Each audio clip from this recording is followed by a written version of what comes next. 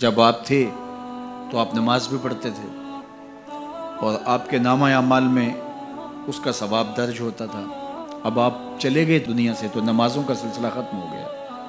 آپ صدقہ دیتے تھے، اس کا ثواب آپ کو دیا جاتا تھا، اب آپ نہیں دے سکتے۔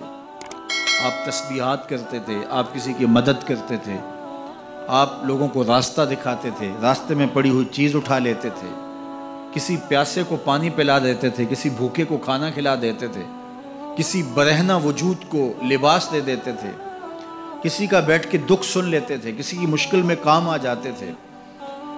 آپ حج کرتے تھے، آپ عمرے کرتے تھے، آپ قرآن مجید کی تلاوت کرتے تھے، یہ کتنے اعمال خیر تھے جو آپ بجا لاتے تھے۔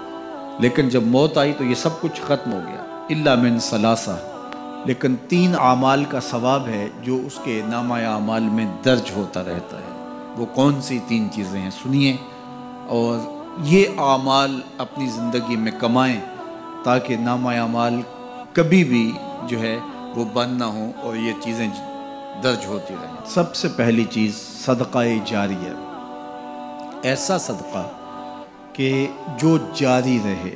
آپ نے مسجد تعمیر کروا دی، جب تک وہ مسجد موجود رہے گی اور لوگ اس مسجد کے اندر نماز پڑھتے رہیں گے، ان کی پیشانیاں سجدہ ریز ہوتی رہیں گی، تو نماز پڑھنے والوں کو تو ثواب ملتا ہی رہے گا، جنہوں نے مسجد تعمیر کروائی ان کے نامہ اعمال کے اندر بھی ثواب درج ہوتا رہے گا۔ صدقہ جاری، مدرسہ تعمیر کروا دیا، آپ نے کوئی ہاسپٹل بنوا دیا، آپ نے انسانی ضرورت کے لیے پانی کا کنواں کھدوا دیا، اور کوئی اور ایسی چیز کہ جو آپ کے بعد بھی جس کا فیض لوگوں تک پہنچتا رہے، وہ فیض رساں چیز جب تک موجود رہے گی اور اس کا فیض لوگوں تک پہنچتا رہے گا تو نامہ اعمال میں ثواب درج ہوتا رہے گا۔ دوسری بات، او علم ینتفع بہ، یا علم جس سے لوگوں کو نفع پہنچتا ہے۔ یہ ایک ایسا کھاتا ہے جو کبھی بھی بند نہیں ہوتا۔ آج میں اگر حضور علیہ السلام کے فرامین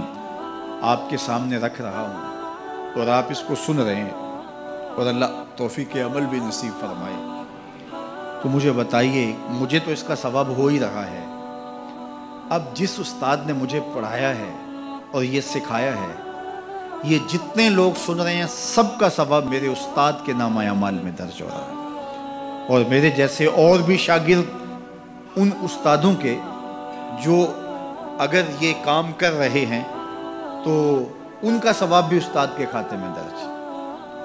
اب اس کا ثواب پھر ان کے استاد کے کھاتے میں درج ہے، اور پھر ہمارے استادوں کے جتنے بھی ہم سبق تھے سب کا ثواب ان استادوں کے کھاتے میں درج ہے، اور پھر ان کا ان کے کھاتے میں، اور یہ چلتے چلتے حضرت ابو ہریرہ کے کھاتے میں چلا گیا، اور پھر ان کا ثواب رسول کریم کے کھاتے میں گیا۔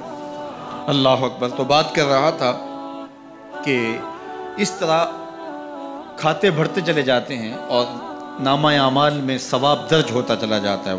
او علم ینتفع بہ، ایسا علم جو نفع دیتا ہے۔ او ولد صالح یدعو لہ، تیسری بات، صالح اولاد جو ماں باپ کے لیے دعا کرے، اور ماں باپ کے لیے جب دعاؤں کا سلسلہ اولاد کی جانب سے جاری رہتا ہے تو وہ صدقہ جاریہ ہوتا ہے۔ صالح اولاد ماں باپ کے لیے کبھی بھی دعا ترک نہیں کرتی۔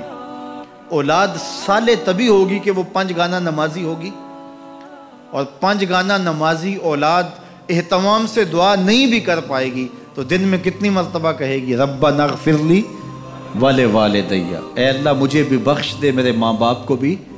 ایک شخص کے 2 بیٹے ہیں، 3 بیٹیاں ہیں، 3 بیٹے ہیں، 4 بیٹیاں ہیں، اور وہ نمازی ہیں، اور روز کہتے ہیں ربنا اغفر لی ولوالدی۔ یار کبھی تو کوئی لمحہ ایسا ہوتا ہے جب تار جڑی ہوئی ہوتی ہے، کبھی تو لمحہ ایسا ہوتا ہے جب بالکل خلوص کا رشتہ مضبوط ہوتا ہے، کبھی تو لمحہ ایسا ہوتا ہے جب رقت طاری ہوتی ہے۔ تو بچپن، لڑکپن، جوانی، بڑھاپا، روز دعا مانگ رہا ہے ربنا اغفر لی ولوالدی، کبھی بیٹی مانگ رہی ہے، بیٹا مانگ رہا ہے۔ تو صالح اولاد کی دعائیں ماں باپ کے درجوں کی بلندی کا ذریعہ ہے۔ تو 3 چیزیں ارشاد فرمایا کہ یہ منقطع نہیں ہوتی، صدقہ جاریہ، علم نافع، اور صالح اولاد۔ اللہ ہمیں صدقہ جاریہ کی توفیق بھی دے۔ اور اللہ ہمیں علم نافع سیکھنے اور علم نافع آگے منتقل کرنے کی توفیق بھی دے، اور اللہ جل شانہ ہمیں توفیق عطا کرے کہ ہم اپنی اولاد کی ایسی تربیت کریں کہ کل ہمارے لیے وہ صدقہ جاریہ بنے۔